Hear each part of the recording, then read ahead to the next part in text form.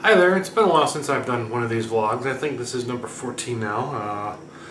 I'll have to check my mental math, or I'll have to check my YouTube thing to make sure it's okay, but I want to talk to you all today about one of the darker aspects of the autism spectrum, and that's the self-injury part. Now for me, I was a self-injurer up until about the time I was 8 years old. And then even after then, I still had moments when I was very anxious about things. I was a biter. I would do that a lot. I get marks on my wrist. I'd also bite into my ankle if I was sitting down. And if I was in meltdown and I really got upset, I was a headbanger. And I went through a very prolonged phase of that when I was 7, between first and second grade, when my parents enrolled me into a daycare program, and they did not properly prepare the people at the daycare center for dealing with me. That's something that I've mentioned in other vlogs, that in order for me to survive a new environment, the people who were in charge of that environment had to be very mindful of my quirks and idiosyncrasies, and my parents did a good job of, for the most part, doing that, but they failed to do this when they enrolled me to this YMCA daycare. And so now I'm digging back 30 years plus, or actually not even 29 years for these memories. But basically what wound up happening was that I would get really upset about something. Either, there was a routine break or a misapplication, or what I thought were misapplications of the rules, and given that I was, already in a situation where I was on edge, it just pushed me over. And I would go find the nearest wall or the floor, and I would just start beating my head.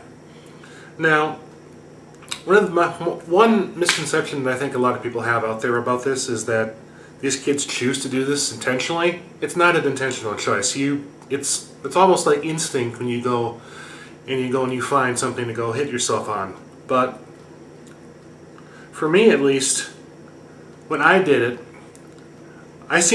looking back on it now, I seem to think that I was kind of looking for a specific sensory input to try and deal with the overwhelming situation that I was in. And I know this much, at least from what I can remember, that of the way that things felt when I would hit my head. But I'm going to pause the tape here, and I will reposition the camera, and I will pick up here. Okay, so I've taken my glasses off.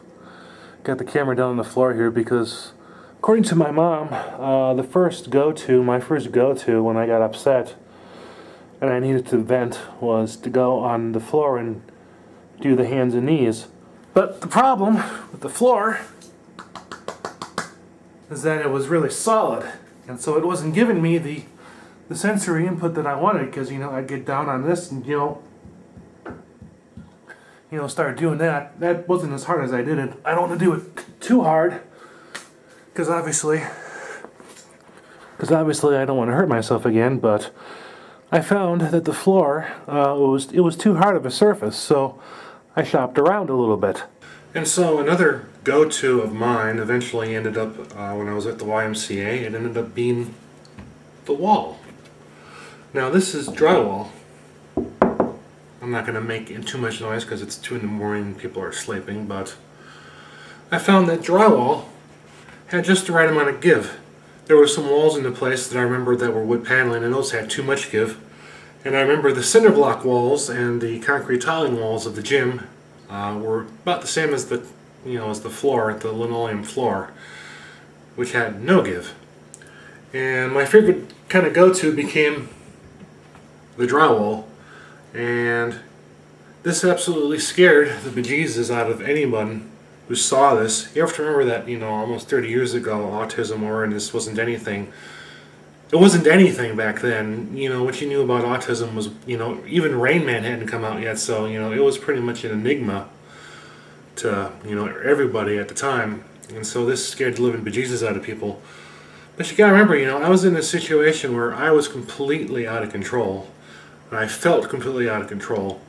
And so I had no other way of venting or ability to express my displeasure at the situation that I was in. And honestly, I couldn't even tell people, that I was in this kind of a situation, because I was with older kids. I was getting bullied. They weren't following routines. They were just all over the place, and they were basically doing everything wrong as far as when it came to dealing with kids who were on the spectrum. But then again, remember 30 years ago, no awareness. And so the wall, boom, became my go-to spot, and it ended up that my parents got investigated by Child Protective Services because they thought I was being abused, but that was quickly disproven. I actually remember having a conversation with the lady where she asked me about my headbanging, and I told her that I get, really mad about things, and I just feel that, I have no other outlet at the time. I really didn't say it in that kind of a way, but you kind of get the picture. So just to kind of recap a little bit here, it's not a conscious choice when they do it. It's because they've had it up to here, and they have no other way of getting out their frustrations, their anger, their upsetness, whatever it is that's bugging them.